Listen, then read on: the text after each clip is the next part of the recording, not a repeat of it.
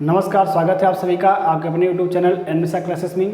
साथियों, हम बीएड में विद्यालय प्रबंधन जो आपका पेपर है, इसके अंतर्गत आज हम यूनिट 1 का लास्ट टॉपिक पढ़ेंगे कि शैक्षिक प्रबंधन और प्रशासन में क्या अंतर है। हम इसको शैक्षिक प्रबंधन एवं प्रशासन कह सकते हैं, या अगर प्रश्न आए कि विद्यालय प्रबंधन और विद्यालय प्रशासन में क्या अंतर है, तब भी हमको यही लिखना है, क्योंकि विद्यालय शिक्षा से ही संबंधित है। ठीक है, शिक्षा का ही मंदिर विद्यालय कहता है, इसलिए अगर पूछेगा कि विद्यालय प्रशासन और विद्यालय प्रबंधन तो भी यही लिखना है, और शैक्षिक प्रबंधन शैक्षिक प्रशासन तब भी आपको यही लिखना है। ये चीज़ आप जब एमएड में जाएंगे तो विद्यापीठ के एमएड के 3rd सेमेस्टर में यह आपको मिलेगा। शैक्षिक प्रशासन और प्रबंधन 2 अलग अलग पेपर होते हैं, उसमें आपको पढ़ना पड़ेगा कि इसमें अंतर क्या है। तो आप यहाँ पे अगर पढ़े हैं तो आपको वहाँ पे आसानी होगी समझने में, अन्यथा थोड़ा सा कठिनाई का सामना आपको करना पड़ सकता है। तो चलिए हम बात करेंगे क्या अंतर है। देखिए, अंतर की बात करें, सबसे पहला है यह विद्यालय के उद्देश्यों एवं लक्ष्यों का निर्धारण करता है। यानी प्रबंधन यह तय करता है कि कौन कौन से लक्ष्य की हमें प्राप्ति इस बार कर लेनी है। जैसे इस बार हमें विद्यालय से 20 लाख रुपए का अर्निंग करना है, यह लक्ष्य उसने निर्धारित कर लिया। और 20 लाख रुपए निर्धारित उसने कर लिया कि 20 लाख रुपए में कमाना है, एक उदाहरण मैं दे रहा हूँ। तो अब क्या होगा, शैक्षिक प्रशासन या विद्यालय जो प्रशासन होगा वह उस 20 लाख की प्राप्ति के लिए नए नए नियम कानून नीतियों का निर्माण करेगा कि सबको किताबें विद्यालय से लेनी है, ड्रेस विद्यालय से लेना है, और जो ड्रेस 100 रुपये का होगा वह 400 में बेचा जाएगा। ठीक है, ताकि 20 लाख रुपए जो उद्देश्य निर्धारित किया गया उसको प्राप्त किया जा सके। तो यही कह रहा है कि यह प्रबंधन द्वारा निर्धारित लक्ष्यों की प्राप्ति हेतु नीति नियम कानून का निर्माण करता है। जैसे ये है कि इस बार हमें पूरे जिले में फर्स्ट आना, हमारे बच्चों को फर्स्ट आना है, तो फर्स्ट आया तो उनको भाई सुविधा देंगे, प्रैक्टिकल कराएंगे, प्रायोगिक कार्य ढंग से कराएंगे, अच्छे ढंग से सुविधा प्रदान करेंगे, जो फैसिलिटीज़ उनको चाहिए तब नवाएंगे। इसलिए जो व्यवस्था करनी है, जिन उद्देश्यों को प्राप्त करना है, जो यह निर्धारित किया गया प्रबंधन के द्वारा, प्रशासन उन उद्देश्यों की प्राप्ति के लिए क्या करता है, नियम कानून का निर्माण करता है। आगे है, इसका उपयोग व्यापक स्तर पर होता है, यानी शैक्षिक प्रबंधन का जो दायरा है वह बड़ा है। ठीक है, आगे कह रहा है इसका उपयोग विद्यालय के दायरे में होता है। जो विद्यालय प्रशासन है, इस प्रशासन का प्रयोग एक विद्यालय दायरे में ही किया जाता है, विद्यालय के दायरे से बाहर इसका प्रयोग नहीं कर सकते शैक्षिक प्रशासन का। चूँकि आप हर विद्यालय में, हर यूनिवर्सिटी में देखेंगे एक लिखा हुआ प्रशासनिक भवन, तो प्रशासनिक भवन विद्यालय प्रशासन के लिए ही होता है, न कि गांव के मामले सुलझाने के लिए प्रशासन होता है। वो नहीं, वो एक विद्यालय के निश्चित कैंपस के दायरे में जो भी मामले हैं, जो भी समस्या हैं, उनके निर्धारण के लिए यह है।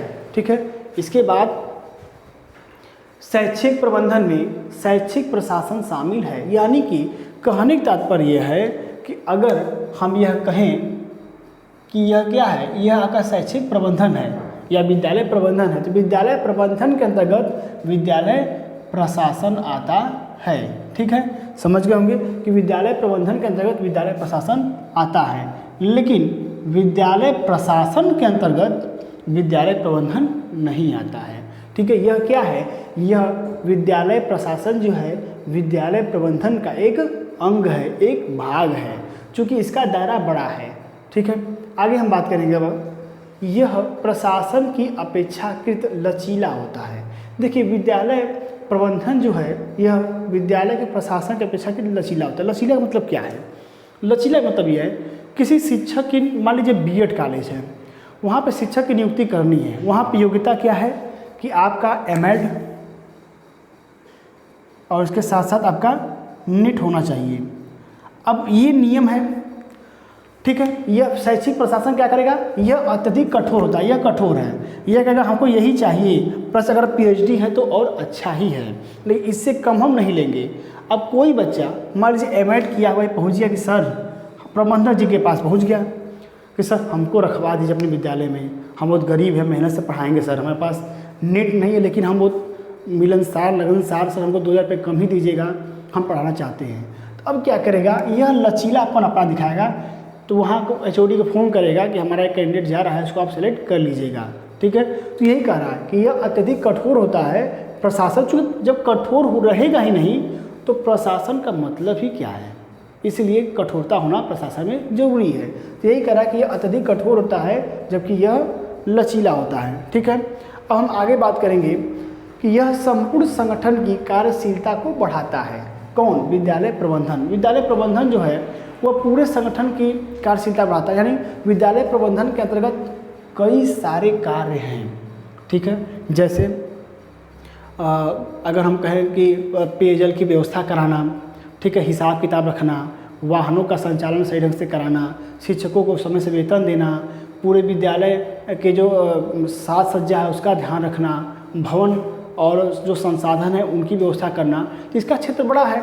तो वही कर रहा है कि यह संपूर्ण संगठन की कार्यशीलता को बढ़ाता है, यानी यह ऐसे कार्य करता है कि सभी को लाभ मिल सके।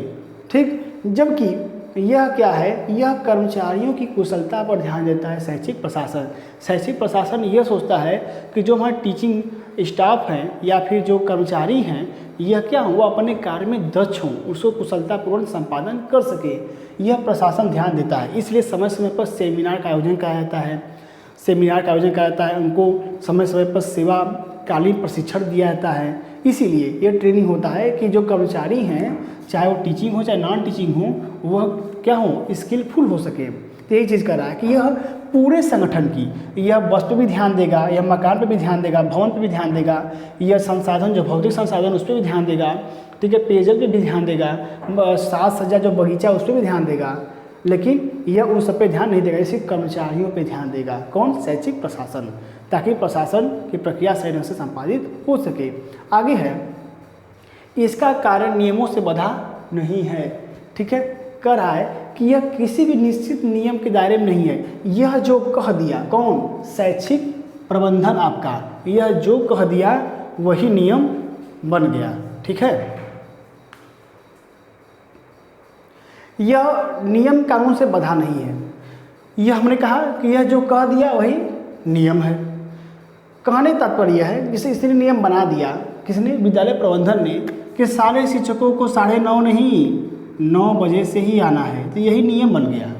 ठीक है, जैसे डायलॉग आपने सुना होगा अमिताभ बच्चन वाला कि हम जहाँ खड़े हो जाते हैं वहाँ से लाइन शुरू हो जाती है।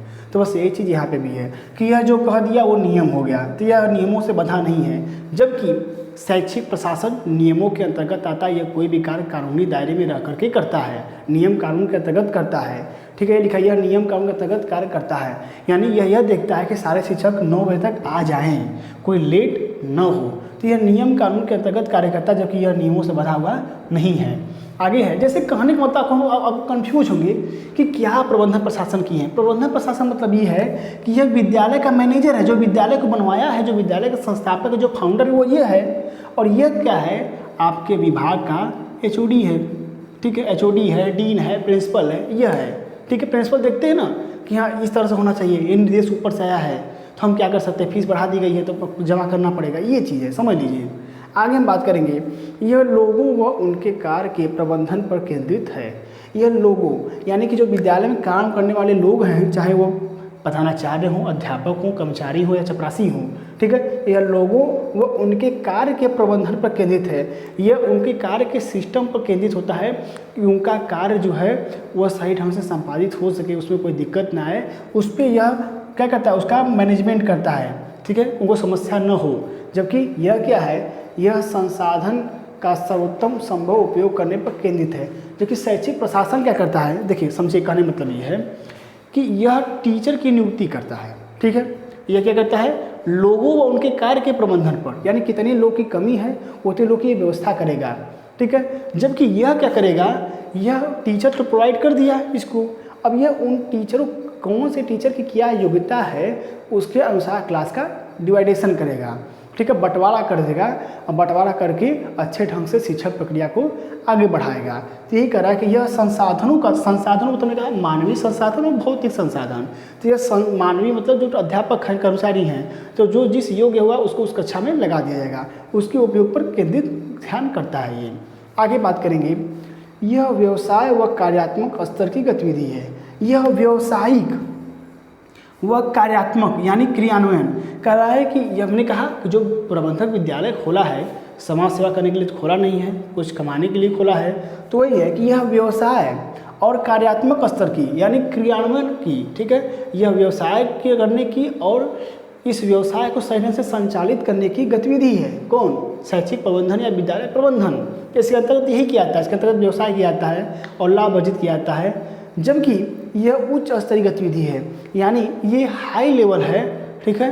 ये हाई लेवल का मतलब ये है इसके अंतर्गत सारी जो प्रशासनिक व्यवस्था है वह सारी मैनेजमेंट की सिस्टम जो है इसी के द्वारा संचालित की जाती है, ठीक है। इसीलिए अब हम तो अंत में यही कहेंगे कि यह दोनों एक दूसरे के पूरक हैं, ठीक है। इसके बिना न इसका काम चलेगा, न इसके बिना इसका काम चलेगा, ठीक है। इसीलिए दोनों एक दूसरे के पूरक हैं। तो आशा करता हूँ कि यह शैक्षिक प्रशासन और प्रबंधन या विद्यालय प्रशासन या प्रबंधन में आपको अंतर समझ में आया होगा। क्लासेस को शेयर करें और अगली क्लास आपकी होगी SWOT एनालिसिस, SWOT एनालिसिस पे क्लास आपकी अगली होगी, यानी SWOT विश्लेषण, ठीक है। इसके लिए तैयार रहिएगा। इसी के साथ मैं आप सभी से विदा लेता हूँ। धन्यवाद।